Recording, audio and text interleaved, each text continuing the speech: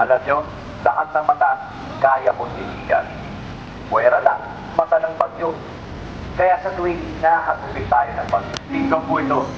Alam niyo bang mataas ang chance sa paligid ang lindol at pagkat naman ng paligid, paano po ba nakuha? Orange warning naman kung mas mataas na ang tsansa ng pagbaha at landslide dahil sa matinding pag-ulan sa loob ng 1 oras o higit pa.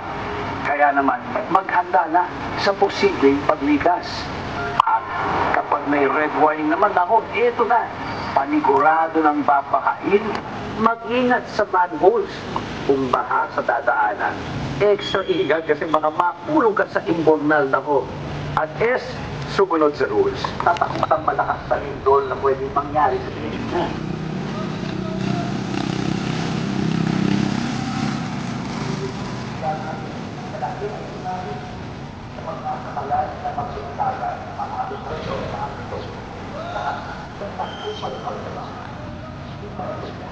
Kaya,